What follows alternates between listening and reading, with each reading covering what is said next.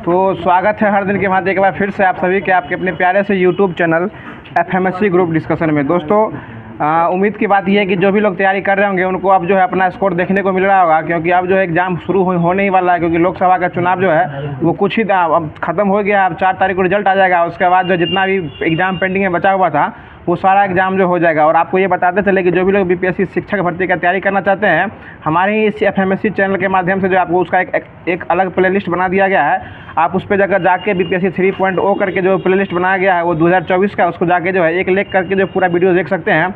उसमें लूसेंट पूरा modern history स्वतंत्रता आंदोलन को ख़त्म कर दिया गया है। और आप जो है वन लाइनर करके जो है पूरा महेश बनवाल जो कि एनसीईआरटी का सार संग्रह है उससे पूरा एक एक क्वेश्चन को डिटेल बाई डिटेल सोल्यूशन करने के साथ साथ जो है वो बताया जा रहा है। जो भी लोग शिक्षक भर्ती की तैयारी करना चाहते हैं 40 नंबर के लिए और 6 to 8 के लिए वो स्पेशल जो है रामबाण साबित होने वाला है। अगर आपको एक बार इच्छा करे तो उस प्लेलिस्ट पे जाके अपना जो विचार मंतव्य अपना प्रकट कर सकते हैं। तो जैसा कि कल क्वेश्चन पूछा गया था उसी हिसाब से आज भी क्वेश्चन पूछा जाएगा, इसलिए आप लोग वीडियो के अंत तक बने रहिएगा। और कल का क्वेश्चन था कि मंचू राजवंश जो है इनका पतन कब हुआ था, तो इसका सही जवाब 1911 में हो जाएगा। और मंचू राजवंश का पतन 1911 में हुआ था। और इसका जवाब सही जवाब देने वाले जो हैं हमारे बहुत सारे साथी आए हैं। कुछ लोग 1912 भी दिए हैं, कुछ लोग 1634 भी दिए हैं, लेकिन लूसेंट के माध्यम से इसमें जो है 1911 ही दिया हुआ है कि मंचू राजवंश का पतन जो है 1911 में हुआ था। इसमें पहले स्थान पर आए हैं अशोक पांडे जी, जो कि पटना बिहार की राजधानी पटना से आए हैं। दूसरे स्थान पर शिवम कुमार जी आए हैं। तीसरे स्थान पर नीरज कुमार जी बिहार शरीफ से आए हैं। चौथे स्थान पर सोनू कुमार जी आए हैं। और 5वें स्थान पर जो है प्रभात जयकर जी, जो कि औरंगाबाद बिहार से आए हैं। तो इन सभी लोगों को धन्यवाद देना चाहता है कि सभी लोग क्यूज के अंत तक बने रहते हैं और अपना प्यार और मंतव्य जो है वीडियो के लास्ट में कमेंट बॉक्स के माध्यम से है वो दिखाते हैं। तो आज जो जैसा कि पता ही होगा कि current affair with static GK का सीरीज चल रहा है, उसको कराने के साथ साथ जो होमवर्क दिया गया था पीडीएफ के माध्यम से ग्रुप के टेलीग्राम में, उसी के माध्यम से क्यूज होगा। और आप लोग वीडियो के अंत तक बने रहिएगा। और अगर क्लास अच्छा लगेगा तो क्लास को लाइक करने के साथ साथ जो है अपने सभी व्हाट्सएप ग्रुप में जिसको शेयर करने का भी कोशिश किया कीजिएगा। तो बताइएगा आज का पहला क्वेश्चन हो जाएगा कि संघ समिति के अध्यक्ष कौन थे? जवाहरलाल नेहरू थे। ठीक है सर। और संविधान समिति के अध्यक्ष कौन थे? ये भी जवाहरलाल नेहरू ही थे। बताइएगा कि मौलिक अधिकार और अल्पसंख्यक समिति के अध्यक्ष कौन थे?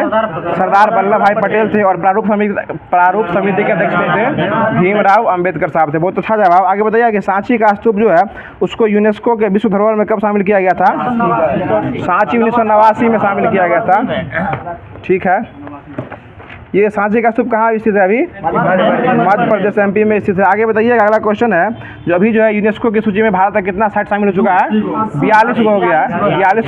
42 को शामिल हो चुका है। अब वो रामसर जो है ना वो 41वें स्थान पर जो है कौन सा है? शांति निकेतन है। और 42वें स्थान पे कर्नाटक का होयसल मंदिर हो जाएगा। ठीक है। बताएगा शाहनामा पुस्तक के लेखक कौन है? फिरदौसी साहब हो जाएंगे। बताएगा निंद्रा रोग का वाहक कौन सा हो? वो शीशी मक्खी होता है। और बालू मक्खी किसका वाहक होता है? वो कालाजार का जो बालू मक्खी हुआ जो है उसका वाहक हो जाएगा। बताएगा विटामिन B3 का रासायनिक नाम क्या हो जाएगा? नियासिन हो जाएगा। B1 का थायमिन हो जाएगा। B3 का नियासिन हो जाएगा। और B2 क्या हो जाएगा? राइबोफ्लेविन हो जाएगा। और B9 क्या हो जाएगा? Folic acid. और B12 क्या हो जाएगा? साइनाकोबालामीन हो जाएगा। ठीक है, इसको याद रखिएगा। आगे बताएगा अनुच्छेद 32 में सर्वोच्च न्यायालय कितने प्रकार के रिट जारी करता है? 5 प्रकार के रिट जो है वो जारी किया करता है। बहुत अच्छा जवाब।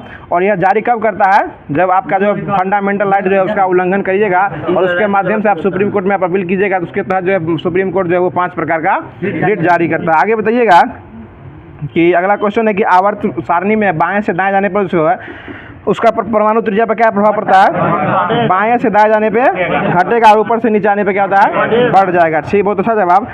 तृतीय बौद्ध संगति के अध्यक्ष कौन बने थे? ये इसके जो तृतीय के जो ना सम्राट अशोक बन जाएंगे। ठीक है ना। ये पाटलिपुत्र में हुआ था और इसके समय जो है ना ये मौखलीपुत्र थे। बताएगा चौथा उनके समय में बना थे और अध्यक्ष जो थे ना वो मौखलीपुत्र बने थे। बताएगा चतुर्थ बौद्ध संगति कब हुआ था? ये प्रथम यानी 98 में हुआ था। 98 ईस्वी पूर्व में हुआ था। और यह जो है कहाँ हुआ था? जम्मू कश्मीर में। और इस समय जो अध्यक्ष बने थे वासुदेव बने थे। और कनिष्क की जो है ना उस समय उसका शासन चल रहा था। आगे बताइएगा दर्पण एकेडमी ऑफ परफॉर्मिंग आर्ट्स के संस्थापक कौन थे? ये मृणाली साराभाई। ये मृणाली साराभाई विक्रम साराभाई कौन थी? ये पत्नी हो जाएंगे। बहुत अच्छा जवाब। बताएगा सर्वोच्च, हाँ भरतनाट्यम में संबंधित है। बताएगा सर्वोच्च न्यायालय के गठन के समय कितने न्यायाधीश थे? 8 गो थे। 7 7 गो अन्य न्यायाधीश थे और 1 जो थे वो मुख्य न्यायाधीश थे। और अभी कितने न्यायाधीश होते हैं? अभी 33 प्लस 1 यानी टोटल 34 गो होते हैं। 33 को अन्य न्यायाधीश और 1 जो है वो मुख्य न्यायाधीश। और अभी मुख्य न्यायाधीश है कौन? DY चंद्रचूड़। और प्रथम क्रम के जो मुख्य न्यायाधीश बने थे वो कौन थे?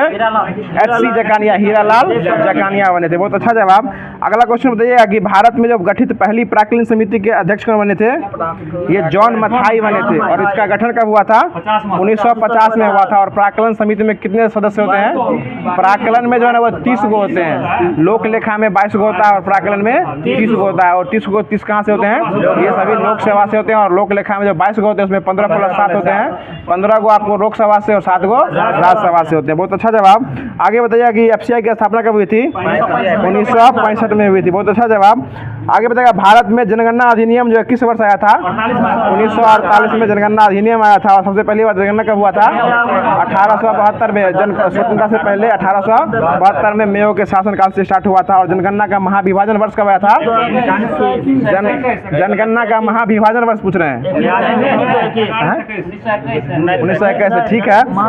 और लघु 1951 में। ठीक है। अब देखा रिपन के काल में जो हुआ 10वीं 18 जनगणना, ये कब स्टार्ट हुआ था? 1881 में हुआ था। लघु विभाजन 1951 में हुआ था। आगे बताएगा ऐतिहासिक स्मारक संरक्षण अधिनियम जो होता है यह किस अनुच्छेद के तहत होता है? अनुच्छेद 49 के तहत होता है। ठीक है ना। और शराबबंदी जो होता है वो अनुच्छेद 47 के तहत होता है। ये सभी DPSP का जो ना एक भाग है जो कि अपरिवर्तनीय है। आगे बताइएगा हिस्टोलॉजी में किसका अध्ययन किया जाता है? पुस्तकों का अध्ययन जो वो हिस्टोलॉजी में किया जाता है। आगे बताइएगा क्वेश्चन है जो 1914 में एक जहाज को कनाडा की सीमा पर रोक दिया गया था, जहाज का नाम क्या था? कामागाटा मारू। और ये जो जहाज था इसको भाड़ा पर कौन लिए थे? बाबा गुरुदत्त लिए थे। और जहाज कहाँ का था? कनाडा। ये जापान का जहाज था और एक कनाडा की यात्रा पर निकला था। ठीक है। ये जापान का जहाज था और कनाडा की यात्रा पे निकला था। इसको बजबज नामक बंदरगाह पे लूट लिया गया था। ठीक ना। इसमें जो है घायल 22 गो यात्री को घायल कर दिया गया था। बाकी जो है उनको मार दिया गया था। लगभग 8 गो व्यक्ति थे उसमें मरने वाले में। आगे अगला क्वेश्चन बताइएगा ये घटना कब हुआ था? 1914 में हुआ था। बताइएगा पेंटागोनिया मरुस्थल कहाँ पाया था? ये आपको साउथ अमेरिका में अर्जेंटीना में पाया था। ठीक है। अगला क्वेश्चन बताइएगा जो केंद्रीय सतर्कता आयोग की स्थापना जो है किस कमीशन की सिफारिश पे हुई थी? ये संथानम समिति। और इसकी स्थापना कब हुई थी? 1964। CBC 1964 में। हाँ 1964 में इसकी स्थापना हुई थी। और CBC है कौन अभी? प्रवीण कुमार श्रीवास्तव। बहुत अच्छा जवाब। प्रवीण कुमार श्रीवास्तव। और CIC कौन है? हीरालाल समारिया। जकानिया नहीं है वो, हीरालाल समारिया। और ये दलित वर्ग से संबंधित है। अगला क्वेश्चन बताइएगा अब जो करंट अफेयर स्टार्ट हो रहा है कुछ ऐसा क्वेश्चन होता है ना जो नाम रिपीटेड होता है ना उसमें लोग कंफ्यूजन में फंस जाते हैं, जो कि अभी आपको फंसाएंगे। अभी बताइएगा हाल ही में अंतर्राष्ट्रीय बुकर पुरस्कार 2024 के लिए जो है सम्मानित होने वाली पहली जर्मन लेखिका कौन बनी है? ये ठीक है, ये जेनी एर्पनबेक है। जेनी एर्पनबेक। देखिए ये जो है ना आपको जर्मनी से है, इसलिए आप जर्मनी से याद रख सकते हैं। ये जेनी है, ठीक है ना। जर्मनी से याद हो जाएगा जेनी है और जेनी एर्पनबेक है। और इनको 2024 के लिए अंतर्राष्ट्रीय बुकर पुरस्कार दिया गया है। और आपको ये भी बता दें कि 2023 का बुकर पुरस्कार किसको दिया गया था? जॉर्जी गॉस्पिट को दिया गया था। और किसके लिए दिया गया था? ये द टाइम शेल्टर के लिए दिया गया था, ठीक है ना। इनको द टाइम शेल्टर के लिए दिया गया था। और इससे पहले दिया गया था आपको गीतांजलि श्री को 2022 में दिया गया था। द टाइम्स ऑफ सैंड यानी रेत की समाधि के लिए इनको दिया गया था। ये इनको दिया गया है अंतर्राष्ट्रीय बुकर पुरस्कार। और बुकर पुरस्कार 2010 में किसे दिया गया था? ये पॉल लिंच को दिया गया है। पॉल लिंच को दिया गया था। देखिए बुकर अलग है और अंतर्राष्ट्रीय बुकर अलग है, ठीक है ना। अंतर्राष्ट्रीय इसी को मान बुकर कहा जाता है, अंतर्राष्ट्रीय को मान बुकर कहा जाता है। आगे बताइए अगला क्वेश्चन है, इसको याद रखिएगा, ये अभी हाल ही में अपडेट हुआ है। बताइए अगला क्वेश्चन है कि हाल ही में भारत सरकार को किस देश की कांको सेंतराई बंदरगाह के नवीनीकरण परियोजना का अधिकार मिला है? ये श्रीलंका के मिला है। बहुत अच्छा जवाब। अगला क्वेश्चन बताइए कि हाल ही में फिलिस्तीन राज्य को मान्यता देने की घोषणा जो है वह कौन सा देश किया? ये 3 गो देश है। कौन कौन हो जाएगा? नॉर्वे, स्पेन और आयरलैंड। ये तीनों जो है इसको जो है राज्य के रूप में मान्यता देने की घोषणा कर चुका है। और भारत का घोषणा किया था, भारत इसको 1988 में बोला था इसको अलग कर दीजिए उससे, लेकिन अभी तक जो अलग उसको नहीं किया गया। लेकिन अब जो है उम्मीद कर रहे हैं कि अब जो है अलग हो जाएगा। अगला क्वेश्चन बताइएगा कि हाल ही में DRDO ने अपनी लंबी दूरी की स्मार्ट पनडुब्बी विरोधी बनाई है मिसाइल, यह जो है कहाँ इसका परीक्षण किया स्मार्ट का, ये उड़ीसा में किया गया। बहुत अच्छा जवाब। अगला क्वेश्चन बताइएगा, DRDO करेगा तो चांदीपुर उड़ीसा में ही करेगा, ऐसे याद रख सकते हैं। अगला क्वेश्चन बताएगा जो कि नवीनतम क्वेश्चन है अभी आज का, कि हाल ही में पहली राष्ट्रीय महिला जो बनी है हॉकी लीग, हाल ही में पहली राष्ट्रीय महिला हॉकी लीग 2024 में स्टार्ट हुआ है, यह कहाँ स्टार्ट हुआ है? झारखंड में। ये पहली बार स्टार्ट हुआ है और हुआ भी कहाँ है? झारखंड में हुआ। और झारखंड के सरकार के द्वारा जो है ना आपको विधवा पुनर्विवाह एक्ट लाया जा रहा है, ठीक ना, यानी विधवा को जो है फिर से विवाह करने का जो है वो एक्ट झारखंड के नए मुख्यमंत्री जो बने हैं चंपाई सोरेन, उनके द्वारा लाया गया विधवा पुनर्विवाह एक्ट, जो पहले आया था उसको फिर से जो है अब लाया जा रहा है। अगला क्वेश्चन बताइएगा कि हाल ही में DRDO ने किस लेजर हथियार संबंधी परियोजना का अनावरण किया है? ये दुर्गा 2 का किया है, ठीक ना। ये भी क्वेश्चन बहुत ही VVI क्वेश्चन है, वो अग्नि-5 मल्टी टैलेंटेड वाला है, और ये जो है ना आपको ये लेजर हथियार वाला है, ये दुर्गा 2 है, ये दुर्गा के नाम से संबंधित है। अगला क्वेश्चन बताएगा हाल ही में अंतर्राष्ट्रीय सौर गठबंधन का 99वां सदस्य देश कौन बन गया है? ये आपको स्पेन बना है, और स्पेन की राजधानी कहाँ है? मैड्रिड। स्पेन की राजधानी कहाँ है? मैड्रिड बना है। और ये IS है जिसका एकमात्र मुख्यालय भारत के गुरुग्राम हरियाणा में है, और इसका स्थापना कब हुआ था? 2015 में इसकी स्थापना हुई थी। एकमात्र ये है जिसका स्थापना जो है 2015 में हुआ था, और इसका मुख्यालय गुरुग्राम हरियाणा में है, और इसका 99 क्रम का जो देश बना है वो स्पेन बना है। उससे आपको बता दें कि इसका 179वां देश भी बना है, वो कौन है? माल्टा बन गया है। वो सब साइन करके छोड़ दिया है, लेकिन वास्तविक रूप से इसमें जो टोटल जो है 99 देश इसमें अभी तक अवेलेबल हो चुका है। उससे नवीनतम के रूप में पूछेगा तो माल्टा भी हो जाएगा। कन्फ्यूजन होने वाली बात इसमें यही है कि आपको ये 99 है और उसमें 119वां है। देखिए वो जो है ना साइन करके छोड़ दिया है, और मुख्य रूप से ये शामिल हो चुका है। अगला क्वेश्चन बताइएगा हाल ही में दूसरा AI शिखर सम्मेलन ये कहाँ आयोजित किया गया है? ये दक्षिण कोरिया में किया गया, और पहला कहाँ किया गया था? ये लंदन में हुआ, इसको ब्लेचले घोषणा रिपोर्ट किया कहा जाता है, और ये 25 में। अगला क्या होगा तीसरा? ये फ्रांस में होगा, 2025 में इसका आयोजन किया जाएगा। बहुत अच्छा जवाब। अगला क्वेश्चन बताइएगा। अगला क्वेश्चन है कि हाल ही में यूनिसेफ इंडिया ने किसे अपना ब्रांड एम्बेसडर नियुक्त किया है? ये कटरीना कैफ को, करीना कपूर को किया। करीना कपूर सैफ अली खान के जो है पत्नी करीना कपूर को किया गया। यूनिसेफ से याद रखिएगा, सैफ से संबंधित है ये। आगे बताएगा हाल ही में भारतीय वायुसेना के सेवारत कर्मचारियों और उनके परिवार के लिए पहली आपातकालीन चिकित्सा का जो है वो प्रक्रिया कहाँ स्टार्ट किया गया है? ये बेंगलुरु में किया गया है, और यह स्टार्टिंग करने वाले कौन हो जाएंगे? जो विवेक राम चौधरी, जो BVR चौधरी जो अभी कैमे क्रम के हैं वो 27वें क्रम के हैं, वो आपको करने वाले स्टार्टिंग की। जो भी वायुसेना अधिकारी जो सेवारत हो चुके हैं, मतलब जो एक्स ऑफिसर हो चुके हैं, उनकी परिवार की सेवा करने के लिए जो क्या कहते हैं वो अस्पताल जो वो खोला गया उनके द्वारा। नहीं सर, जो सेवा छोड़ चुके हैं, सेवा छोड़ दिया। सेवारत मतलब वो होते हैं जो एक्स वाले हो जाते हैं, एक्स सर्विसमैन। सेवारहित का मतलब हुआ कि नहीं है? सेवारत मतलब क्या हुआ? जो कार्यरत मतलब कार्य कर रहे हैं। हाँ ठीक है, ठीक है, ठीक है सर। आगे बताइए कि हाल ही में किस राज्य के अजरख वस्त्रकला को GI टैग मिला है? ये गुजरात को मिला है। बताइएगा महिला T20 विश्व कप 2022 का आयोजन कहाँ होगा? ये बांग्लादेश में हो जाएगा, 2024 का। आगे बताएगा हाल ही में वैश्विक स्तर पर भारतीय शेयर बाजार के $5 ट्रिलियन पूंजीकरण के साथ कौन सा स्थान हासिल किया है? देखिए $5 ट्रिलियन है, और स्थान भी कहना है 5वें स्थान पे ही आया है। बहुत अच्छा जवाब। अगला क्वेश्चन बताइएगा कि हाल ही में वर्ष 2024 में भारत का तीसरा यूनिकॉर्न बनने की जो उपलब्धि हासिल किया है, ये कौन किया है? ये पोर्टर है, पोर्टर हो जाएगा ये, इसको याद रखिएगा। अगला क्वेश्चन बताएगा हाल ही में सागा दागा महोत्सव कहाँ आयोजित किया गया है? सागा दागा ये आपको सिक्किम में इसको आयोजन किया गया, सिक्किम में। और यह जो है सागा दावा जो है बौद्ध धर्म से संबंधित हो जाएगा। बहुत अच्छा जवाब। अगला क्वेश्चन बताइएगा कि हाल ही में रिकॉर्ड 30वीं बार माउंट एवरेस्ट पर चढ़ने वाले कौन बने हैं? कामारिता शेरपा, हरियाणा कामारिता शेरपा। इसे पूछिए पिछले सप्ताह 29 बार चढ़े थे, और आज जो है ये फिर 30वीं बार, मतलब अपना रिकॉर्ड जो ये खुद से तोड़ रहे हैं। काम है सर। ये 29वें क्रम के चढ़े थे 2024 में, कुछ दिन पहले चढ़े हैं, मेरे पिछले सप्ताह 29वीं बार चढ़े हैं, और इसी सप्ताह जो है आपको फिर 30वीं बार चढ़ चुके हैं। और 21 देश के रहने वाले हैं, नेपाल के कामिरिता शेरपा। और नाम से लग रहा होगा कि ये महिला है, लेकिन ये इनका ये पुरुष है। कामिरिता शेरपा जो ये पुरुष हो जाएंगे। अगला क्वेश्चन बताएगा हाल ही में BRO के प्रोजेक्ट विजयक ने स्वदेशी रिचुपेव सड़वा निर्माण जो तकनीक, इसका उपयोग कहाँ किया? ये लद्दाख में किया। और BRO जो होता है BRO, इसकी स्थापना किस वर्ष हुई थी? 1960 में हुई थी। और ये पूछने वाला, ये सड़क बनाती है कंपनी है ना, ये सड़क बनाती है, लेकिन किस? हाँ बॉर्डर एरिया में। लेकिन ये किस मंत्रालय के अंदर आएगा? ये रक्षा मंत्रालय का। देखिए सड़क बनाती है है, इसका ये सर बात नहीं कीजिए, सड़क बनाती है इसका ये मतलब नहीं है कि ये सड़क मंत्री के अंदर आएगा, मतलब क्या कहते हैं परिवहन मंत्री के अंदर या जो है रक्षा मंत्रालय के अंदर आता है, इसलिए ये क्वेश्चन पूछना इंपॉर्टेंट लगा हमें। अगला क्वेश्चन बताइए कि हाल ही में दुनिया का सबसे बड़ा कार्बन कैप्चर प्लांट मैमथ जो है इसका प्रारंभ कहाँ हुआ है? आयरलैंड में हुआ है। और आयरलैंड की राजधानी कहाँ होती है? डबलिन। आयरलैंड की राजधानी डबलिन है। बहुत अच्छा था राजीव जी द्वारा, आवाज़ सुनते ही लगता आ गए ना। इसमें क्या था? 93।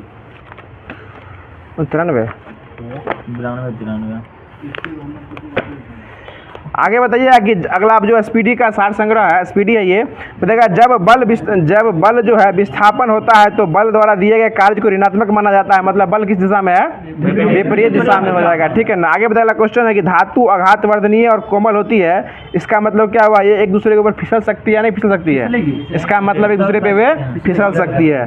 बताइए कि जब किसी वस्तु को C और F के बीच में रखा जाता है, यानी ध्रुव और फोकस मुख्य फोकस के बीच में रखा जाता है, तो अवतल दर्पण में उसकी आकृति कहाँ बनेगी? ये आपको C के बाद बनेगी, मतलब वक्रता केंद्र और अनंत के बीच में बनेगी। अगला क्वेश्चन बताइए कि रक्त और हड्डी के उदाहरण जो है वो किस ऊतक के उदाहरण है? ये संयोजी ऊतक के उदाहरण हो जाएंगे। बहुत अच्छा जवाब। आगे बताइएगा मानवों में विकलांगों का कार्य जो है वो क्या होता है? उत्सर्जन करना या डायलिसिस करना, बहुत सारा वर्क हो जाएगा इसका। आगे बताइए कि शुक्राणु जो है अस्थायी रूप से कहाँ रखे जाते हैं? अधिविर्षण में रखे जाते हैं। शुक्राणु जो है अधिविर्षण में रखे जाते हैं। बताइए विद्युत धारा की इकाई क्या हो जाएगी? एम्पियर। और विद्युत धारा को किस में मापते हैं?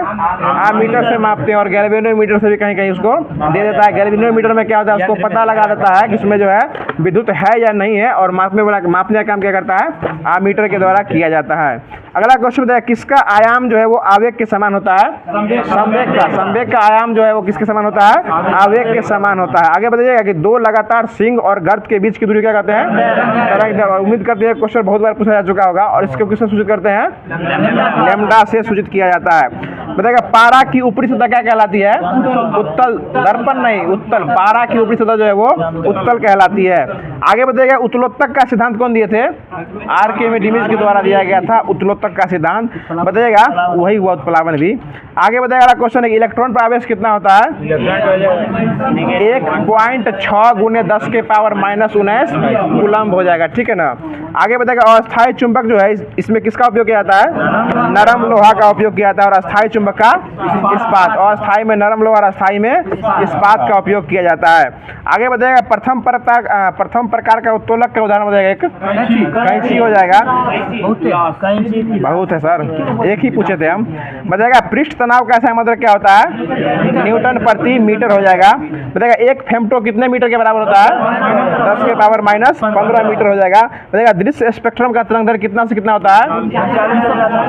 3900 से लेके 7800 एंगस्ट्रम हो जाएगा। इसमें क्षेत्रीय दिल है। बताइएगा कि पारा का परमाणु क्रमांक कितना होता है? पारा 80 पे होता है। बताइएगा न्यूटन किसकी इकाई है? बल की SI इकाई हो जाएगी। बताइएगा प्रतिरोधकता का SI यूनिट क्या होता है? वो मीटर हो जाएगा। बताइएगा एलईडी जो है किस सिद्धांत को फॉलो करती है? ये एलईडी जो है क्वांटम सिद्धांत को फॉलो करती है। बताइएगा 1 किलोवाट जो है कितने जूल के बराबर होता है? 3.6 गुने 10 के पावर 6 जूल हो जाएगा, ठीक है ना। और प्रकाश वर्ष किसकी इकाई है? दूरी का इकाई हो जाएगा। रदरफोर्ड की खोज कौन किए थे? रदरफोर्ड किसका खोज किए थे? प्रोटॉन भी देगा और उसका परमाणु का नाम बोलते ना, उसका नाभिक का भी खोज किया था। बताइएगा कि चिमटा किस प्रकार का उत्तोलक है? तृतीय। चिमटा जो है ना ये तीसरे श्रेणी का हो जाएगा। बताइएगा कि दाब की बीमा क्या हो जाएगा? दाब की बीमा ML इनवर्स T इनवर्स 2 हो जाएगा। आगे बताइएगा प्रकाश वर्ष किसकी इकाई है? दूरी की इकाई हो जाएगी। अब जो ये सार संग्रह चल रहा है, अभी सार संग्रह को देखना है और आप लोगों को देखने के साथ इसका जवाब भी देना है। बताइएगा कि जयवंत और दासवान जो है किस प्रसिद्ध चित्रकार के मुगल सम्राट के राजदरबारी थे? ये अकबर के हो जाएंगे। आगे बताइएगा बहमानी राज के संस्थापक कौन थे? अलाउद्दीन हसन। वही हसन गंगू वही हुए। इनका पूरा नाम हो जाएगा अलाउद्दीन हसन गंगू। बताइएगा फारसी यात्री अब्दुल रज्जाक जो है किसके शासनकाल में भारत आए थे? देवराय द्वितीय के शासनकाल में आए थे। बताइएगा द्वैत शासन का जनक किसे माना गया है? सर लियोन कार्टियस को माना गया है। बताइएगा अगला क्वेश्चन है कि संथाल विद्रोह कब हुआ था? 1855 और 56 में हुआ था, ठीक है। और सन्यासी विद्रोह कब हुआ था? 1770 से लेकर 1776 के बीच में हुआ था। बताइएगा बिहार का प्रथम मुस्लिम विजेता कौन हो जाएगा? बख्तियार खिलजी। अलाउद्दीन बिहार में नहीं था, वो बख्तियार खिलजी हो जाएगा। और किसको लूटा था ये? नालंदा विश्वविद्यालय पे हमला कर दिया था ये। बताइए किस वायसराय के काल में भारतीयों को राय बहादुर और खान बहादुर की उपाधि प्रदान किया गया था? लॉर्ड लिटन के काल में आया था ये। बताइएगा उच्चतम न्यायालय के न्यायाधीश के अवकाश ग्रहण की उम्र कितनी होती है? ये 6 वर्ष और अधिक से अधिक उम्र कितना हो जाएगा? 65 वर्ष हो जाएगा, उनकी उम्र हो जाएगी। बताइएगा सूफी संत ख्वाजा मोइनुद्दीन चिश्ती का उस घर कहाँ मनाया जाता है? ये अजमेर शरीफ में मनाया जाता है। आगे बताइएगा कि भारत के सुदूर पूर्व में जो देश सर्वाधिक सीमा लंबी बनाती है वो कौन सी देश हो जाएगी? वो म्यांमार हो जाएगी। बहुत अच्छा जवाब। बताइएगा भारतीय संविधान के अनुसार जो है राज्य का कार्यकारी अध्यक्ष कौन होता है? भारत का राष्ट्रपति हो जाएगा। और किस राज्य का हो जाएगा तो राज्यपाल हो जाएगा, और देश का होगा तो राष्ट्रपति हो जाएगा। देखिए नवीन जी को 2 पॉइंट पीछे से पकड़ लेते हैं। बताइए कि भारतीय नागरिकों के मौलिक कर्तव्य कितने दिया गया है? 11 को दिया गया। और लास्ट वाला कौन ऐड हुआ है? 6 से 14 वर्ष को निःशुल्क और अनिवार्य शिक्षा जो है वो देना है। 2002 86वां संविधान संशोधन के तहत दिया गया है इसको। आगे बताएगा सिखों के गुरुओं में 10वें गुरु गोविंद सिंह जो कैमे क्रम के गुरु थे? 10वें क्रम के गुरु हो जाएंगे। बताइए कनिष्क किस वंश से संबंधित था? कुषाण वंश से संबंधित था। बताएगा विश्व बैंक का दूसरा नाम क्या है? IBRD हो जाएंगे। और इसके अध्यक्ष कौन है अभी? अजय बंगा कैमे क्रम के हो जाएंगे? ये 14वें क्रम के हो जाएंगे। बहुत अच्छा जवाब। बताइए दिल्ली चलो कनाडा कौन दिए थे? सुभाष चंद्र बोस के द्वारा दिया गया था। बताइए गारो खासी कहाँ की जनजाति है? मेघालय की हो जाएगी। बताइएगा स्वर्णिम चतुर्भुज में क्या आता है? वो त्रिभुज है, वो त्रिभुज है। लाओस कंबोडिया और वियतनाम, थाईलैंड वाला, वो त्रिभुज में हो जाएगा। हाँ ये स्वर्णिम चतुर्भुज जो है ना, ये आपको राष्ट्रीय राजमार्ग परियोजना को जोड़ने वाला जो है स्वर्णिम चतुर्भुज हो जाएगा। अगला क्वेश्चन बताइएगा। देखिए क्या मैसेज कर रहा है टेलीग्राम पे। अगला क्वेश्चन बताएगा राजनीतिक रत्नाकर पुस्तक के लेखक कौन हो जाएंगे? ये चंद्रशेखर हो जाएंगे। चंद्रेश्वर है। बताइए कर्नाटक वंश का अंतिम शासक कौन था? हरि सिंह हो जाएंगे। अगला क्वेश्चन बताइएगा। अगला क्वेश्चन हो जाएगा कि हर्षवर्धन के साम्राज्य के समय जो चीनी पर्यटक भारत आया था वह कौन हो जाएगा? वो हेनसोंग हो जाएंगे। बताइए अगला क्वेश्चन है कि बिहार के मुख्यमंत्री को कौन नियुक्त करवाता है? राज्यपाल करवाते हैं। बताइएगा पुराने लिच्छवी की राजधानी कहाँ थी? वैशाली हो जाएगी। अगला क्वेश्चन बताइएगा कि भारत पर आक्रमण करने वाला पहला मुसलमान कौन हो जाएगा? मोहम्मद बिन कासिम। कब हमला किया था? 712 में ये हमला किया था। अगला क्वेश्चन बताइएगा कि पृथ्वी अपनी धुरी पर कितने देर से घूमती है? 24 घंटा अप्रोक्स ले लीजिए। अगला क्वेश्चन बताएगा पंचायती राज जो यह कब लागू किया गया था? 1959 में लगाया गया था। और सबसे पहली बार राजस्थान के नागौर डिस्ट्रिक्ट में लगाया गया था। बताइएगा परमाणु के नाभिक में कौन कौन मौजूद होते हैं? Proton plus neutron. और चक्कर कौन लगाते हैं? इलेक्ट्रॉन। और इलेक्ट्रॉन पे कौन सा आवेश होता है? ऋण आवेश होता है। और न्यूट्रॉन पे कौन सा आवेश होता है? न्यूट्रॉन पे कुछ नहीं होता है। और प्रोटीन पे जो है ना वो प्लस आवेश होता है। आगे बताइएगा मुगल वंश की स्थापना जो है यह कब हुई थी? 1526 द्वारा। स्थापना करने वाले कौन हो जाएंगे? बाबर के द्वारा किया गया था। बताइएगा त्रिपिटक जो है किसका धार्मिक ग्रंथ हो जाएगा? ये बौद्ध धर्म का त्रिपिटक हो जाएगा। बहुत अच्छा जवाब। आगे बताइएगा क्वेश्चन है कि पानीपत की तीसरी लड़ाई कब हुई थी? 1761 में हुई थी। अगला क्वेश्चन बताइएगा कि भारत ने कुल सिल्क वस्त्रों का लगभग 50% उत्पादन करने वाला राज्य कौन बन गया है? यह कर्नाटक बन गया है। और कर्नाटक जो है ना आपको सबसे अधिक GST देने में दूसरे स्थान पे आ गया है। और पहले स्थान पे जो है महाराष्ट्र हो जाएगा और दूसरे स्थान पे कौन आ गया है? कर्नाटक आ गया, जो कि भारत में सबसे अधिक GST उस राज्य से जो है सरकार को, देश को दिया जाता है। अगला क्वेश्चन बताइएगा कि 8 मार्च को कौन सा दिवस मनाया जाता है? अंतर्राष्ट्रीय महिला दिवस मनाया जाता है। और इस बार जो अंतर्राष्ट्रीय महिला दिवस मनाया गया है इसमें राज्यसभा के लिए किसको नॉमिनेट किया गया है? ये सुधा मूर्ति को नॉमिनेट किया गया है। और सुधा मूर्ति की आत्मकथा को क्या कहते हैं? डॉलर बहू। उसकी आत्मकथा का नाम क्या है? डॉलर बहू हो जाएगी। बहुत अच्छा जवाब। डॉलर बाबू नहीं, डॉलर बहू हो जाएगी। देखिए खाने का सोडा का रासायनिक नाम क्या हो जाएगा? सोडियम बाइकार्बोनेट, और इसका अनुसूत्र क्या हो जाएगा? NaHCO3 हो जाएगा। और धोने वाला सोडा में कितना लीटर जल लगता है? कितना अणु जल होता है? 10 गो अणु का जो है वो प्रयोग किया जाता है।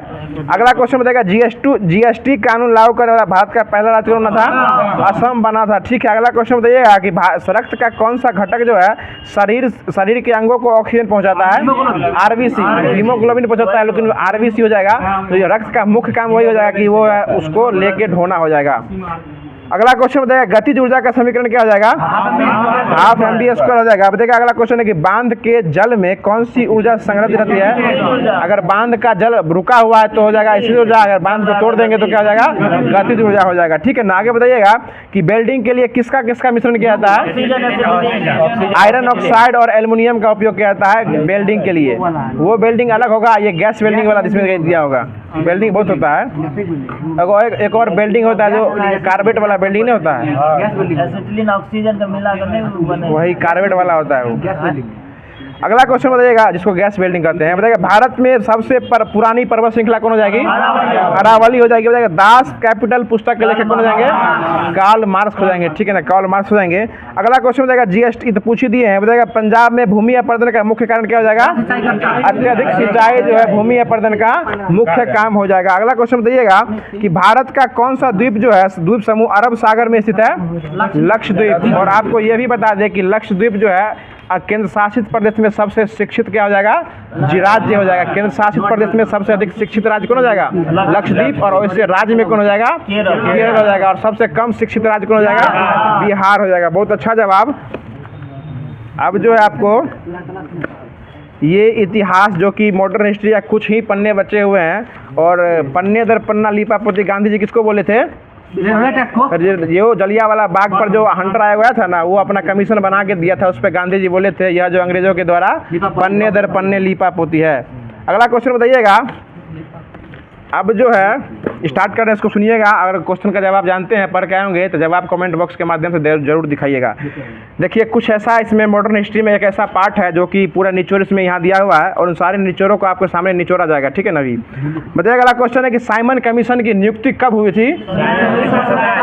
ये 8 नवंबर 1927 का हुआ था। और साइमन कमीशन की नियुक्ति हुई कहाँ थी? ये ब्रिटेन की राजधानी लंदन में हुई थी। और करने वाले कौन थे? बर्कनहेड। इसकी नियुक्ति करने वाले हो जाएंगे बर्कनहेड। और बर्कनहेड के द्वारा इसकी नियुक्ति की गई थी, और इसको भारत लाया गया था साइमन के द्वारा। और साइमन की अध्यक्षता में यह भारत कब आया था? 3 फरवरी 1928 में आया था। इसका विरोध कौन किए थे? लाला लाजपत राय की इसका विरोध किए थे, जिसके कारण की मृत्यु जो है लाठी के प्रहार से हो गई थी। और जिस समय यह मरने से पहले कुछ देर पहले यह बोल के मरे थे कि यह मेरी सर पे पड़ा हुआ लाठी का एक एक प्रहार जो है अंग्रेज के ताबूत में अंतिम कील के समान हो जाएगा। ठीक है ना। देखिए अगला क्वेश्चन बताइएगा। ये नेहरू रिपोर्ट जो है यह कब आया था? 1928 में आया था। अगस्त 1928 में जो है वो नेहरू रिपोर्ट आया था। और नेहरू रिपोर्ट लाने वाले कौन हो जाएंगे? मोतीलाल नेहरू। मोतीलाल नेहरू जो थे वो नेहरू रिपोर्ट जो है वो लाए थे।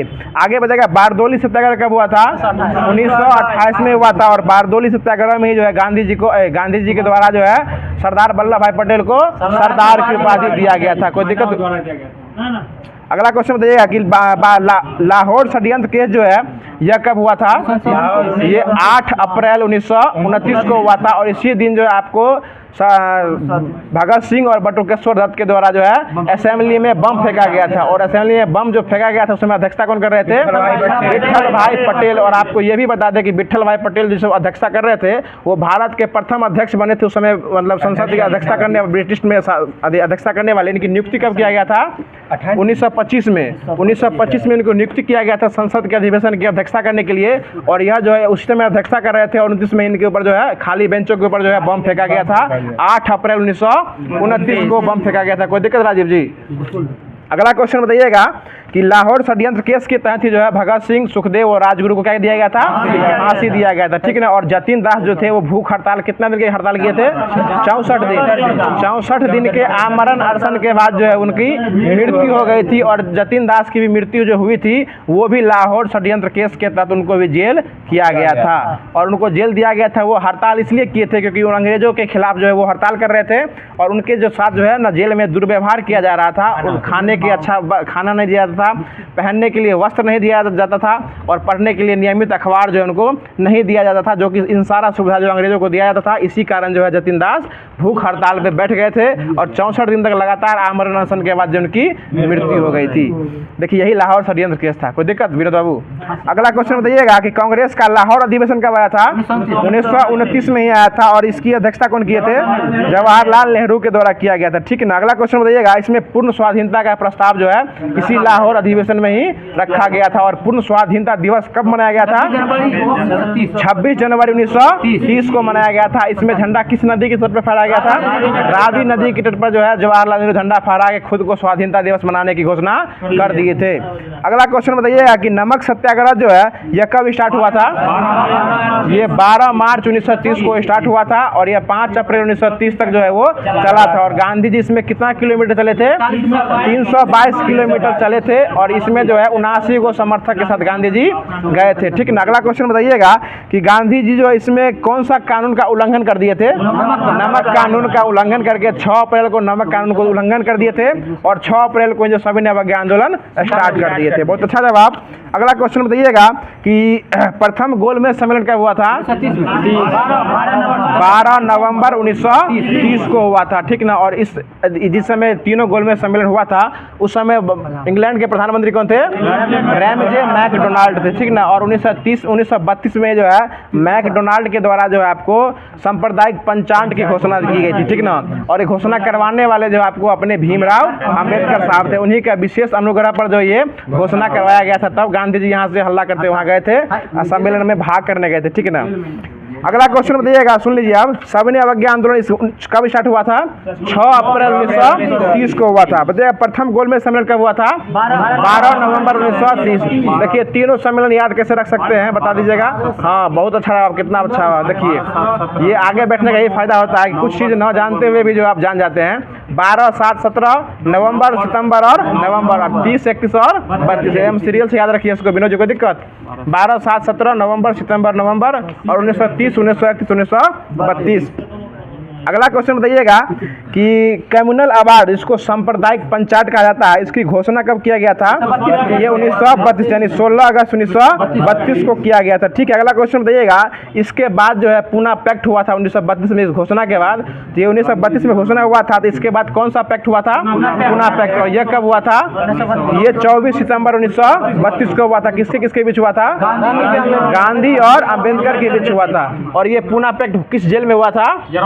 पुणे के यरवदा जेल में हुआ था, ठीक है ना। अगला क्वेश्चन बताइएगा, इसमें जो है दलित वर्ग के लिए सीट कितना से बढ़ा कितना कर दिया गया था? 71 से बढ़ा के 148 कर दिया गया था, ठीक है ना। इसको याद रखिएगा, ये क्वेश्चन पूछता है कि कितना सीट पहले दिया गया था और उसको बढ़ा के कितना कर दिया गया। पहले 71 सीट था, उसको बढ़ा के उसके बाद 148 सीट कर दिया गया। बताइए अगला क्वेश्चन है कि कांग्रेस सोशलिस्ट पार्टी की स्थापना कब हुई थी? 1934 में हुई थी। और फॉरवर्ड ब्लॉक की स्थापना कब हुई थी? 1 मई 1939 को हुई थी। बहुत अच्छा जवाब देगा। पाकिस्तान द्वारा जो है पाकिस्तान की मांग कब की गई थी मुस्लिम लीग के द्वारा? 24 मार्च 1940 को हुई थी। और पाकिस्तान दिवस कब मनाया गया था? ये 23 मार्च 1943 को मनाया गया था, ठीक ना। और मुक्ति दिवस कब मनाया गया था? 22 दिसंबर 1939 को मनाया गया था। और सीधी रूप से प्रत्यक्ष कार्रवाई दिवस कब मनाया गया था? 16 अगस्त 1946 को। देखिए मुस्लिम लीग और पाकिस्तान में 4 डेट याद रखिएगा। पहला प्रत्यक्ष कार्रवाई दिवस ये हुआ था 16 अगस्त 1946 को। मुस्लिम लीग द्वारा मुक्ति दिवस मनाया गया था 22 दिसंबर 1939 को। और पाकिस्तान शब्द की मांग किया गया था आपको ये 24 मार्च 1940 को। और पाकिस्तान दिवस मनाया गया था 23 मार्च 1943 को कराची अधिवेशन में। कोई दिक्कत? अगला क्वेश्चन बताइएगा, याद लगातार सुनिएगा तो याद हो जाएगा। बताइएगा पाकिस्तान की जो है ये बताइएगा अगस्त प्रस्ताव कब आया था? 8 अगस्त 1940 को। अगस्त 1940 में आया था अगस्त प्रस्ताव। और इस समय वायसराय कौन थे? निम्नलिखित देखिए, ये निम्नलिखितों का ही एक पहल था कि भारत में जो है ना हमारी सरकार कैसे बनेगी। निम्नलिखितों जो है ना गांधी जी और भीमराव क्या कहते हैं, गांधी जी और मुस्लिम लीग के समय एक प्रस्ताव रखा था अगस्त में, उसी को कहा था अगस्त प्रस्ताव। और यह ऐसा प्रस्ताव था इसमें जो है गांधी जी उसको ठुकरा दिए थे, पहली बार उसको ठुकरा दिए थे, इसलिए जो है ये वापस हो गया था। ठीक उसके 2 साल के बाद 1942 में आया था क्रिप्स प्रस्ताव। इसको ठुकराने वाले पहले मुस्लिम लीग था, उसको ठुकरा दिया था, उसके बाद गांधी जी भी इसको ठुकरा दिए थे। और ठुकराने के बाद जो है इसको पोस्ट डेटेड चेक कहा गया था गांधी जी के द्वारा, ठीक ना। और जवाहरलाल नेहरू द्वारा जो है इसको बोला गया था डूबते हुए बैंक का पोस्ट डेटेड चेक है। देखिए 1942 में जो आया था आपको क्रिप्स प्रस्ताव, इसमें 2 ही क्वेश्चन पूछ सकता है कि गांधी जी ने किस प्रस्ताव को जो है पोस्ट डेटेड बोला था, तो ये हो जाएगा आपको क्रिप्स प्रस्ताव। और डूबते हुए बैंक का क्रिप्स प्रस्ताव कौन हो जाएगा, ये जेएल नेहरू के द्वारा बोला गया था। अगला क्वेश्चन बताइएगा कि शिमला सम्मेलन ये कब हुआ था, 25 जून 1945 को हुआ था, ठीक है ना। अगला क्वेश्चन बताइएगा कि नौसेना विद्रोह कब हुआ था, 1946 में हुआ था, ठीक है ना। और इसको किस क्रांति के नाम से जाना जाता है, लाल क्रांति के नाम से भी नौसेना विद्रोह को जाना जाता है, क्योंकि उस समय नौसेना का झंडा जो था वो किस रंग का था, वो लाल रंग का था। और वो 3 गो झंडा हमेशा एक साथ लेके चलता था, उसमें नौसेना खुद का झंडा जो था वो लाल रंग का था, इसलिए इसको लाल क्रांति की संज्ञा दी गई है। आगे बढ़ेगा, प्रधानमंत्री इटली की घोषणा कब किया गया था, 1946 में किया गया था, ठीक है ना। इसमें भारत को स्वतंत्र करने की आश्वासन दिया गया था कि हम भारत को स्वतंत्र जल्द ही कर देंगे। आगे बढ़ेगा, कैबिनेट मिशन यह कब आया था, 1946 में आया था। और यह जो है कैबिनेट मिशन लाने वाले 3 आदमी थे, तीनों का नाम दिएगा, काल से याद रखिएगा, पैथिक लॉरेंस, स्टोफर्ड क्रिप्स और एवी अलेक्जेंडर हो जाएंगे।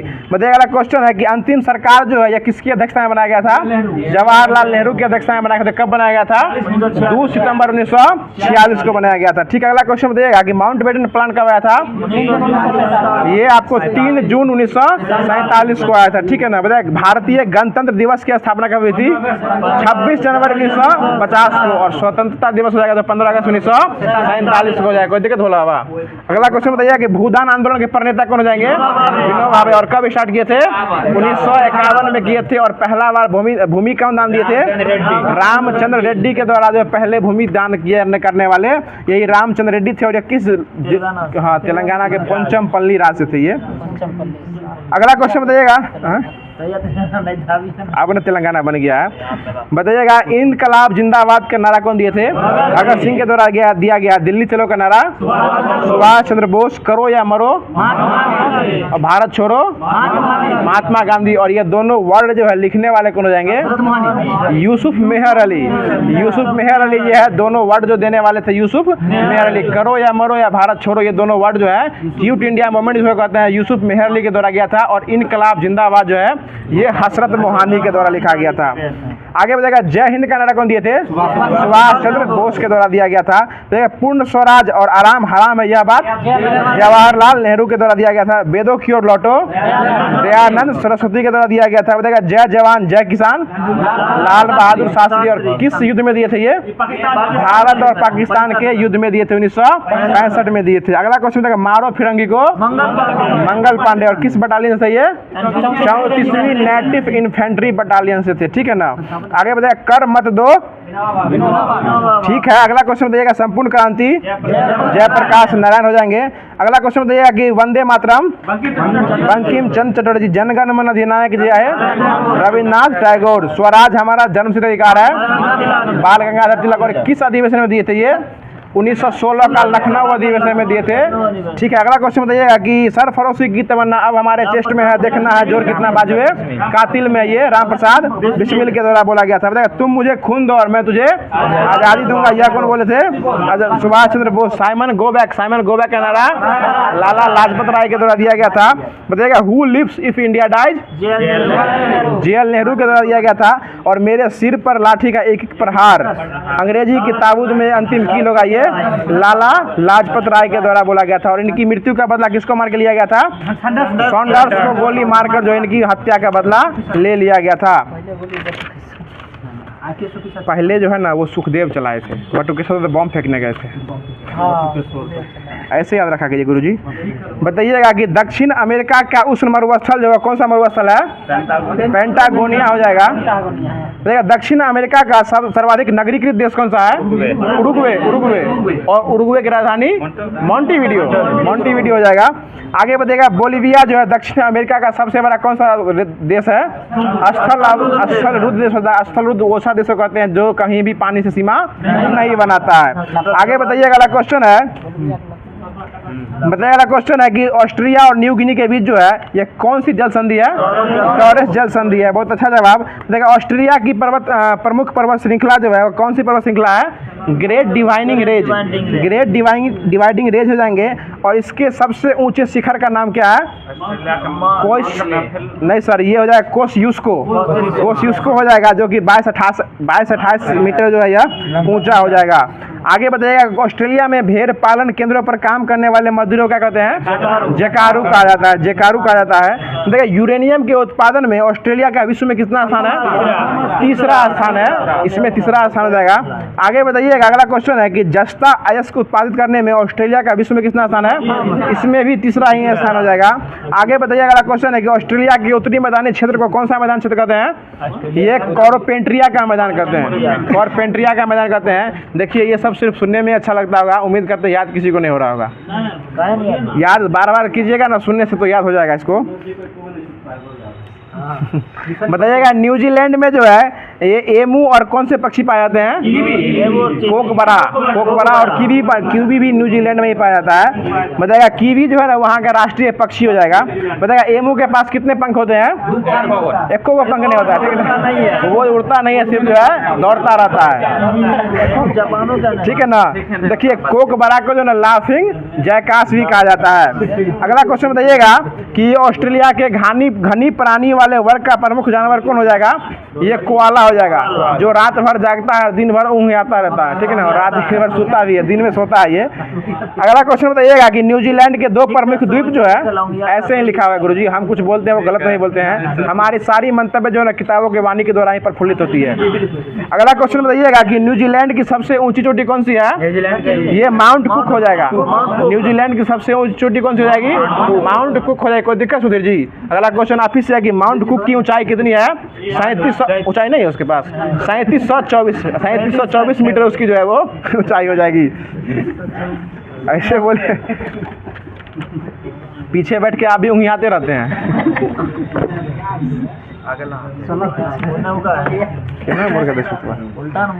अब बताइएगा आप जो है भारतीय राजनीति शास्त्र स्टार्ट कर रहे हैं, जो कि लास्ट टॉपिक है। इसके बाद करंट अफेयर का भी जो है वो टॉपिक देखने को मिलेगा आपको, और बहुत अच्छा करंट टॉपिक में जो है वो लल्लन टॉप NCERT बचा ही हुआ है। लाइए उसको लाइए पहले, दोनों लेके चलते हैं, कोई दिक्कत नहीं है। बताइएगा भारत के नियंत्रक और महालेखा परीक्षक की नियुक्ति कौन करते हैं?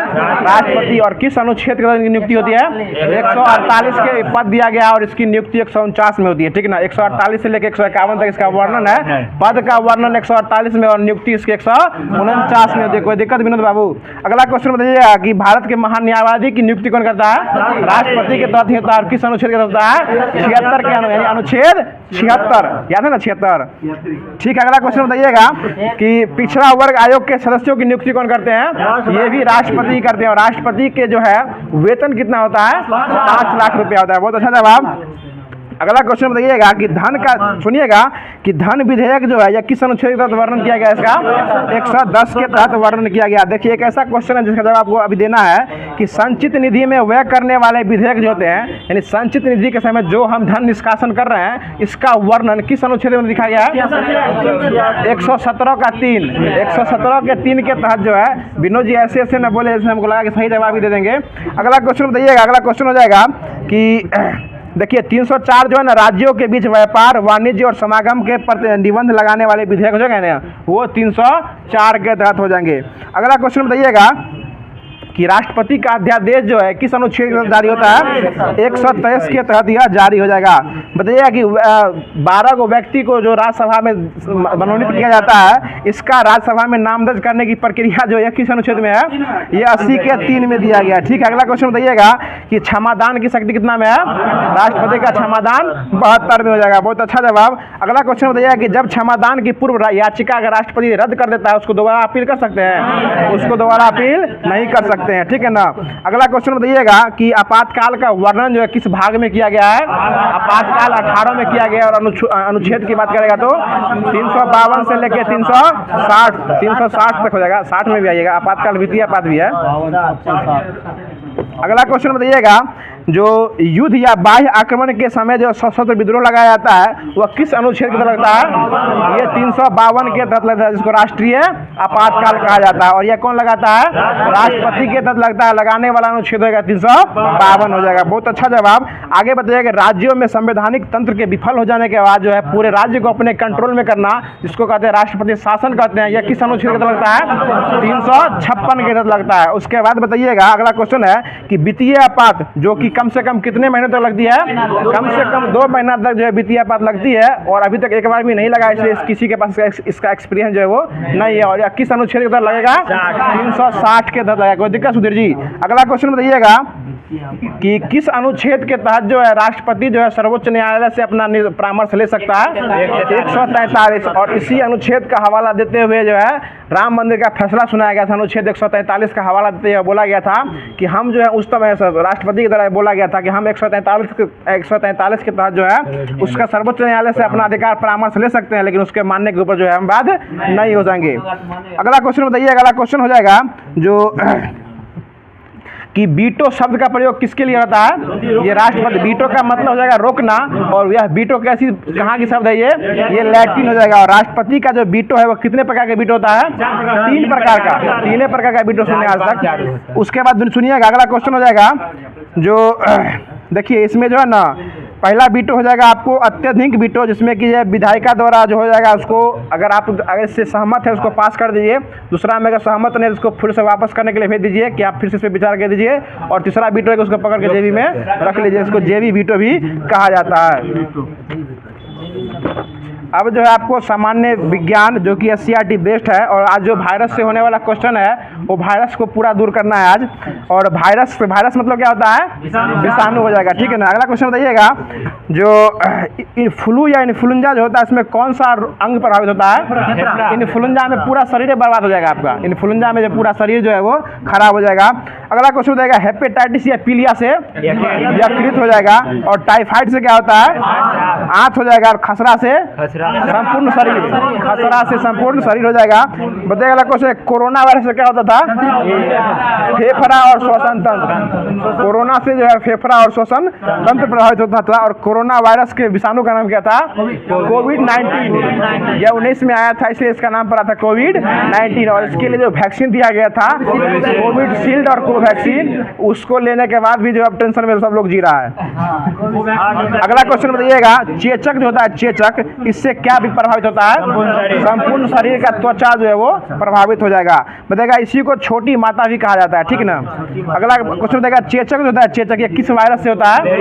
वेरियोला वायरस से होता है। वेरिसेला वायरस होता है। वेरिसोला से होता है।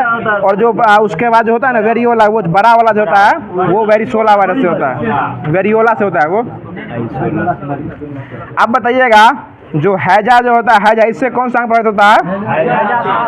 ये पाचन तंत्र और आंत हो जाएगा। ये देखिए टीबी से क्या प्रभावित होता है? टीबी से फेफड़ा। किसी को टीबी होता है तो उससे क्या प्रभावित होता है? फेफड़ा। और टीबी दिवस कब मनाया जाता है? 24 मार्च को मनाया जाता है। बताइएगा क्वेश्चन है प्लेग से क्या प्रभावित होता है? प्लेग से ये लिम्फ ग्रंथियाँ। प्लेग से लिम्फ ग्रंथियाँ जो है वो प्रभावित हो जाती है। बताइएगा कोड जो फूट जाता है कोड, उससे क्या प्रभावित होता है? उससे तंत्रिका तंत्र जो है वो प्रभावित होता है। ठीक है ना। कोड से। बताइएगा टिटनस से क्या प्रभावित होता है?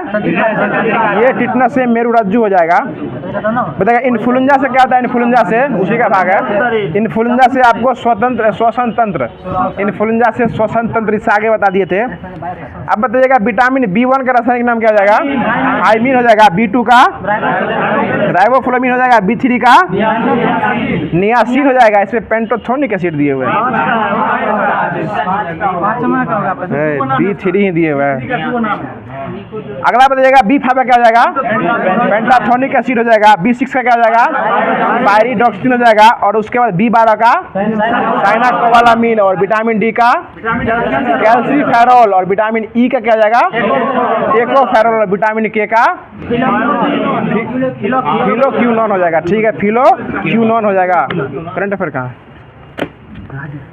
अब जो है, जो कि करंट अफेयर का हालात देख सकते हैं, सिर्फ पन्ना बचा है, और पन्ने दर पन्ने लीपापोती जो वो टेक्निकल टीम के द्वारा कर दिया गया है। सिर्फ पन्ने के माध्यम से जो आपको क्यूज कराया जाएगा। अभी बताइएगा भारत रत्न इसमें 2024 में दिया गया है, भारत रत्न दिया गया है, इसको आज पूरा किया जाएगा। बताइएगा, देखिए भारत रत्न जो है ना 2024 का हॉट टॉपिक हो जाएगा। अभी 2024 के मुख्य रूप से करंट अफेयर के लिए बताइए, भारत रत्न जो है इस बार कितने व्यक्ति को दिया गया है, 5 व्यक्ति को दिया गया है। देखिए आज इसको इतना अंदर ले चलेंगे जितना अंदर आज तक कभी सोचे नहीं होंगे, ठीक है ना। उसको बड़ा गौर से सुनिएगा और समझने की कोशिश जो है कीजिएगा। अगर इसका जवाब जानते हैं तो जवाब देने का प्रयास भी कीजिएगा। बताइए अगला क्वेश्चन है कि भारत रत्न जो है कितने व्यक्ति को दिया गया है, 5 व्यक्ति को दिया गया। और इस तरह से अभी आपको बता देंगे हम कि आपको पूरे यहीं पे याद हो जाएगा, ठीक है ना। पहला व्यक्ति हो जाएगा, याद नहीं हो रहा है तो सर आपके माथा में कुछ दिक्कत है। पहला हो जाएगा कर्पूरी ठाकुर, जिनको कैमे क्रम का मिला है, 49वें क्रम का मिला है। दूसरे हो जाएंगे 50वें क्रम में कौन जाएंगे, लाल कृष्ण आडवाणी, LK आडवाणी। उसके बाद जाएंगे MS स्वामीनाथन, और उसके बाद PV नरसिम्हा राव, और उसके बाद चौधरी चरण सिंह। टोटल भारत रत्न मिलने वाले की संख्या कितनी हो चुकी है, 53। इस बार मिला है 5 को, और संख्या में टोटल कितना हो जाएगा, 2024 तक जो है 53 व्यक्तियों को भारत रत्न जो है वो मिल चुका है। और कर्पूरी ठाकुर को जो मिला वो कैमे क्रम का हो जाएगा, 50वें क्रम का हो जाएगा। क्रम भी याद रखना जो है भारत रत्न के लिए जरूरी है। और भारत रत्न की शुरुआत कब से हुई थी, 1954 में हुई थी। ठीक है, अगला क्वेश्चन बताइएगा कि भारत रत्न जो मिला कर्पूरी ठाकुर को यह किस जिले से संबंधित है, बिहार के समस्तीपुर से। और निर्वाचन क्षेत्र की बात करेगा तो ताजपुर, ये ताजपुर निर्वाचन क्षेत्र से वो हमेशा लड़ते थे। और यह बिहार के कितने बार मुख्यमंत्री बने हैं, 2 बार, 1 बार नहीं बने हैं, 2 बार मुख्यमंत्री बने हैं, ठीक है ना। देखिए इनको जो है लोकप्रिय, सुन लीजिए, इनको लोकप्रियता के कारण किस नाम से जाना जाता था, इनको जो है जननायक की उपाधि दिया गया था। और यह जो है पहली बार किस पार्टी से इलेक्शन लड़े थे, सोशलिस्ट पार्टी से ये लड़े थे। और बिहार में यह जो है 11वें क्रम के मुख्यमंत्री बने थे, ठीक है ना। और बिहार के यह पहले गैर कांग्रेसी मुख्यमंत्री थे, क्योंकि यह समता अपना पार्टी जो है वो सोशलिस्ट पार्टी से मुख्यमंत्री बने थे, ठीक है ना। बताइएगा कि यह जो है बिहार के पहले ऐसे मुख्यमंत्री थे जो वो OBC और EBC के लिए जो है लड़े थे, आरक्षण के लिए लड़े थे। और ये क्वेश्चन आप हमको बता दीजिएगा कि 1977 में जब वो मुख्यमंत्री बने थे, तो किस आयोग की सिफारिश पर जो है पिछड़े वर्गों की नौकरी में आरक्षण दिलवाए थे, मुंगेरी लाल। ये मुंगेरी लाल आयोग की सिफारिश पर जो है आपको ये OBC को आरक्षण जो है नौकरी में दिलवाने की बात बिहार में स्पेशल जो ये करने वाले भारत रत्न प्राप्त जो ये कर्पूरी ठाकुर हो जाएंगे। इतनी बड़ी हस्ती जो हमारे बीच में थे। अगला क्वेश्चन बताइएगा, यह जो है पहली बार जो है अपने विशेष कोटे के लिए कितने % OBC को आरक्षण दिलवाए थे, 26% यह जो आरक्षण दिलवाए थे।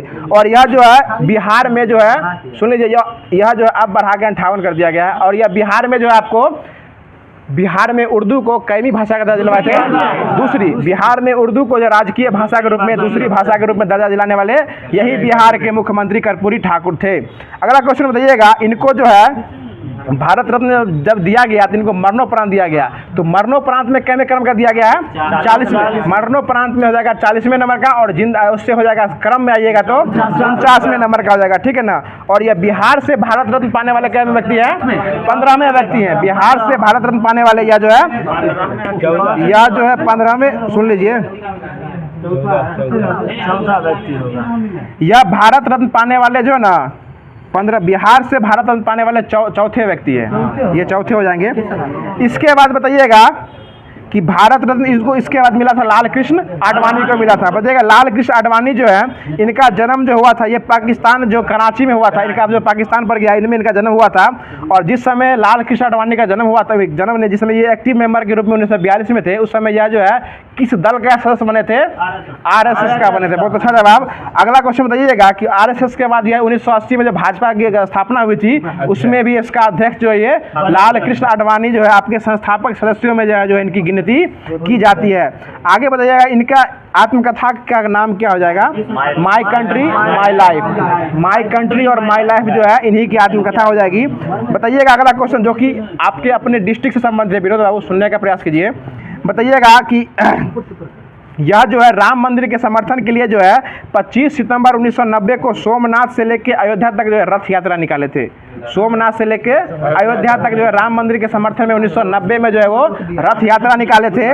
और इसी यात्रा के दौरान जो है आपको 1990 में इनको जो है समस्तीपुर से ही गिरफ्तार कर लिया गया था, ठीक ना। यानी इनको 1990 में इनको गिरफ्तार कहाँ से किया गया था? समस्तीपुर से ही गिरफ्तार किया गया था, ठीक है ना। इतना हॉट जिले में आप लोग रह रहे हैं अभी। अगला क्वेश्चन बताइएगा जो यह जो है बिहार के उप प्रधानमंत्री जो थे वह कैमे क्रम के बने थे? 7वें। ये 7वें क्रम के उप प्रधानमंत्री के रूप में जो ये अपना कार्यभार संभाले थे। और ये 1998 से लेकर 2004 तक जो है भारत के गृह मंत्री भी रह चुके थे। और यह जो है आपको 2009 में भाजपा से प्रधानमंत्री पद के उम्मीदवार भी थे, ठीक है ना। अगला क्वेश्चन बताइएगा कि इनको जो है पद्म विभूषण कब दिया गया था? 2015 में। 2015 में इनको जो है पद्म विभूषण दिया गया था। अब इसके बाद है M S Swaminathan. M S Swaminathan को जो भारत रत्न दिया गया है। यह जो है भारत में हरित क्रांति के जनक कहलाते जाएंगे, ठीक है ना। और इनका जन्म कहाँ हुआ था? एम एस स्वामीनाथन का चेन्नई में हुआ था। इनका जन्म जो है वो चेन्नई में हुआ था, ठीक ना। हाँ, इनका जन्म मृत्यु चेन्नई में हुआ था। इनका जन्म जो तमिलनाडु में हुआ था। जन्म तमिलनाडु में हुआ था और मृत्यु चेन्नई में हुआ था। अगला क्वेश्चन बताइएगा, सुन लीजिए। इनको जो है ना इनको पद्मश्री, पद्म भूषण और पद्म विभूषण इनको जो है सारा पुरस्कार जो है वो दिया जा चुका है। इसमें पद्मश्री 1967 में मिला था, पद्म भूषण 1972 में और पद्म विभूषण जो है 1989 में इनको दिया गया था, जो कि थे एम एस स्वामीनाथन। और एम एस स्वामीनाथन पुरस्कार जो है 2024 में किसको दिया गया है? प्रोफेसर BR कम्बोज को दिया गया। इसके बाद PV नरसिम्हा राव को दिया गया है, जो कि इनका जन्म जो है हैदराबाद के जो है जो कि तेलंगाना में पड़ता है लक्केनपल्ली गांव। इनका जन्म जो लक्केनपल्ली गांव में हुआ था। इनका पूरा नाम जो सुन लीजिए, अच्छा नाम है, याद तुरंत हो जाएगा। पामुलापति वेंकट नरसिम्हा राव। पामुलापति वेंकट नरसिम्हा राव जो कि तमिल संबंधित है। और वेंकटेश अय्यर जो है आपको कलकत्ता नाइट राइडर्स की तरफ से खेलते हैं, वो भी आपको तमिलनाडु से संबंधित है। और हाल ही में श्रेयस अय्यर से वाद विवाद होने के कारण जो है वह अपने खुलासा किए थे कि हम जो है उसकी भाषाओं को समझ पाते हैं लेकिन बोलने में असमर्थ हो जाते हैं, इसलिए अपना जवान जो है वो हमेशा हिंदी में ही देते हैं। अगला क्वेश्चन बताइएगा, यह जो आंध्र प्रदेश के कैमे क्रम के मुख्यमंत्री बने थे? ये चौथे क्रम के आंध्र प्रदेश के मुख्यमंत्री बने थे PV नरसिम्हा राव। अगला क्वेश्चन बताइएगा, जो 73वां और 74वां संविधान संशोधन हुआ था उस समय जो है इनके कार्यकाल में हुआ था? ये भी PV नरसिम्हा राव के काल में ही हुआ था। क्वेश्चन अगला क्वेश्चन बताइएगा, क्या हुआ बताइए। अगला क्वेश्चन आप जो चौधरी चरण सिंह हो जाएंगे, जो कि कहाँ से थे? उत्तर प्रदेश से थे। चौधरी चरण सिंह जो है उत्तर प्रदेश के मेरठ से थे, ठीक है ना। बताइएगा इनके जन्मदिन पर जो है, इनकी जयंती पर जो है कौन सा दिवस मनाया जाता है? राष्ट्रीय किसान दिवस। और कब मनाया जाता है? 23 दिसंबर को, ठीक है, 23 दिसंबर को मनाया जाता है। इनकी मृत्यु 1987 में हो गई थी, उत्तर प्रदेश में ही हुई थी। अगला क्वेश्चन बताइएगा कि चौधरी चरण सिंह के जो है समाधि स्थल को किस नाम से जानते हैं?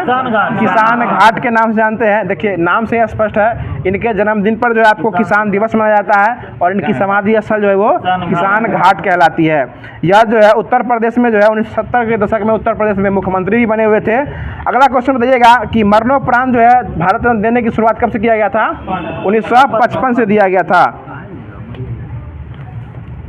बताइएगा कि भारत रत्न जो पुरस्कार जो होता है वह किस कलर के रंग में फीते में पहना जाता है? ये सफ़ेद रंग का फीते में जो है आपको भारत रत्न जो है वो लपेट के दिया जाता है। बताइएगा भारत रत्न पाने वाले पहले वैज्ञानिक कौन हो जाएंगे? CV रमन हो जाएंगे। और भारत रत्न देने की सिफारिश जो है वो कौन करता है? प्रधानमंत्री द्वारा किया जाता है। और दिया किसके द्वारा जाता है? ये राष्ट्रपति के द्वारा यह जो है दिया जाता है। बताइए खेल जगत में भारत रत्न पाने वाले पहले खिलाड़ी कौन हो जाएंगे? सचिन तेंदुलकर को दिया गया था। और भारत रत्न में कितना रुपया मिलता है? 1 रुपया भी नहीं मिलता है। यह जो है आपको पीतल के पत्ते के आकार का जो है वो इसका आकार होता है। तो ये आपको भारत रत्न 2024 से संबंधित जो भी फैक्ट था उसको अभी हम लोग के द्वारा करवाया गया है। बाकी सुन लीजिए, अभी बाकी क्लास कैसा लगा जरूर कमेंट के माध्यम से अपना प्यार दिखाइएगा। और कल के लिए क्वेश्चन है, सुन लीजिए। क्वेश्चन बहुत ही अच्छा क्वेश्चन दिया गया है।